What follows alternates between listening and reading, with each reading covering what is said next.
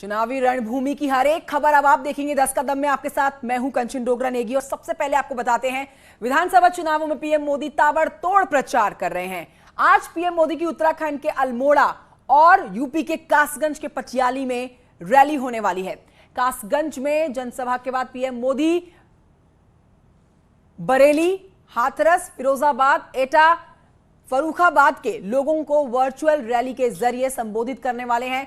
3 तस्वीरें आपके सामने, जहां पर आज प्रधानमंत्री नरेंद्र मोदी, मुख्यमंत्री योगी आदित्यनाथ, गृहमंत्री अमित शाह ताबड़तोड़ जन प्रचार करने वाले हैं। बरेली, शाहजहांपुर में गृहमंत्री अमित शाह जो हैं रहने वाले हैं, जनसभा को संबोधित करेंगे। वहीं जो तीसरी तस्वीर आपके सामने है वो मुख्यमंत्री योगी आदित्यनाथ की है, जो आज बदायूं, कासगंज में जनसभा को संबोधित करने वाले हैं। तो एक बार फिर से कमर कस ली गई है दूसरे चरण के मतदान के लिए। कल पहले चरण का मतदान हो चुका है। दूसरे चरण के लिए बीजेपी का ताबड़तोड़ प्रचार। खुद प्रधानमंत्री नरेंद्र मोदी जनता के बीच में आज एक बार फिर से उतरने वाले हैं। प्रधानमंत्री नरेंद्र मोदी के उत्तराखंड दौरे की अगर बात करें तो आज दूसरा दिन है। उत्तराखंड में जनसभा को संबोधित करने वाले हैं। आज दूसरे दिन भी प्रधानमंत्री नरेंद्र मोदी अल्मोड़ा के बाद कासगंज में पीएम मोदी की रैली होने वाली है। समय दोपहर के 2:20 का तय किया गया है। कासगंज पहुंचेंगे, कासगंज में पटियाली में भी जनसभा करेंगे। पीएम मोदी की जनसभा में मौजूद रहने वाले हैं सीएम योगी, जिनकी खुद आज काफी जनसभाएं होने वाली हैं। बरेली, हाथरस, फिरोजाबाद, एटा, फर्रुखाबाद में वर्चुअली कनेक्ट होंगे।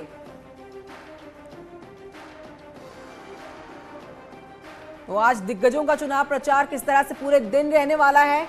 प्रधानमंत्री नरेंद्र मोदी उत्तराखंड में भी रहने वाले हैं मौजूद और कासगंज की तरफ भी कूच करेंगे उत्तराखंड के अल्मोड़ा से।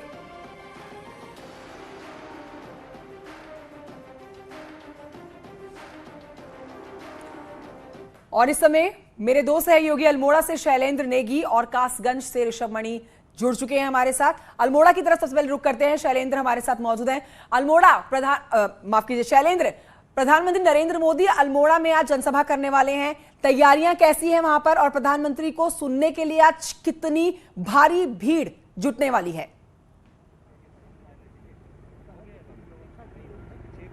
देखिए, प्रधानमंत्री नरेंद्र मोदी 12 बजे के आसपास अल्मोड़ा पहुंचेंगे तो उनके लिए मंच जो है वो बीजेपी का सज चुका है। सामने विजय संकल्प जो जनसभा है उसका पूरा का पूरा मंच सजा हुआ है। यहीं पर प्रधानमंत्री आएंगे और ये ग्राउंड में व्यवस्था की गई है, काफ़ी चेयर्स लगाई गई हैं लगभग, क्योंकि कोविड प्रोटोकॉल है। कोविड प्रोटोकॉल के तहत लगभग 2000 के आसपास यहाँ पे कुर्सियाँ लगाई गई हैं जो बीजेपी है उसकी तरफ से। और बीजेपी की कोशिश ये है कि अल्मोड़ा में जनसभा करके वो पूरी की पूरी अल्मोड़ा पिथौरागढ़ लोकसभा को टारगेट कर रही है। विशेष तौर पर जो अल्मोड़ा के आसपास की कुछ सीटें बीजेपी को लग रहा था कि वहां पर उसकी पोजीशन कमजोर है, वहां पर इस पोजीशन को एनहांस करने के लिए प्रधानमंत्री की रैली अपने आप में बेहद महत्वपूर्ण है। क्योंकि प्रधानमंत्री यहां आएंगे तो फिर अल्मोड़ा वालों के लिए कुछ कहेंगे। जिस तरीके से कल उन्होंने श्रीनगर में रैली की तो श्रीनगर में उन्होंने बहुत सारी बातें की, गढ़वाली में कुछ संबोधन किए, तो उसी तरीके से प्रधानमंत्री खुद को कनेक्ट करते हैं। और यही कोशिश भारतीय जनता पार्टी की है कि प्रधानमंत्री का चेहरा करके आगे करके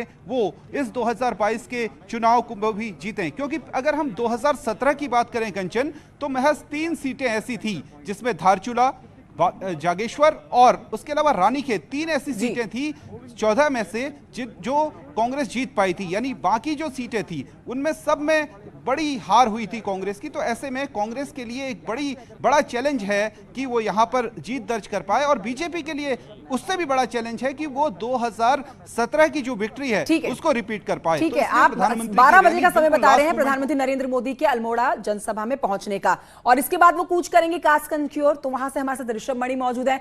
ऋषभ मणि से अपडेट ले लेते हैं। ऋषभ मणि, कासगंज में क्या तैयारियां पीएम मोदी की, कितने बजे वहां वो पहुंचेंगे और कितनी भारी भरकम भीड़ वहां जुटने वाली है? यहाँ पर 2:15 बजे उनको पहुँचना है। पटियाली विधानसभा है कासगंज जिले की, वहाँ पर उनको ये सभा करनी है। बहुत ही टेक्निकली सोच के ये सभा रखी गई है, जहाँ पर कासगंज, एटा, फर्रुखाबाद ये 3 जिले ऐसे हैं जहाँ तक इसका प्रभाव माना जाएगा। और प्रधानमंत्री खुद ये रैली करेंगे तो जाहिर सी बात है वो 16 जिले जहाँ पर तीसरे चरण में मतदान हो रहा है उन सब को वो प्रभावित करेंगे। अगर स्पेसिफिकली आप बात कर लें कासगंज की, एटा की, तो ये सब वो जिले हैं जो गंगा के किनारे हैं बिल्कुल, और हर बार यहाँ पर जब बारिश होती है, बाढ़ आती है, तो तमाम ऐसे जिले हैं जो प्रभावित होते हैं। पटियाली की अगर हम बात कर लें, तहसील मुख्यालय है, लेकिन यहाँ पर जो हमारी लोकल लोगों से बात हुई है उनका ये कहना है यहाँ पर रोडवेज के लिए एक बस स्टैंड तक नहीं है, बसें बाहर से उनको सड़क तक आके लेनी पड़ती हैं। यहाँ पर डिग्री कॉलेज नहीं है लड़कियों के लिए, ये भी एक यहाँ पर लोकल बड़ा मुद्दा है। तो यहाँ से जो पटियाली सीट से भारतीय जनता पार्टी के प्रत्याशी हैं ममतेज शाक्य, वो मौजूद रहेंगे स्टेज पर, और जो इस पूरी जिले में जो 3 विधानसभा हैं, अमापुर है, कासगंज सदर है, वो भी सारे प्रत्याशी मौजूद रहेंगे, ऐसा हमें बताया गया है।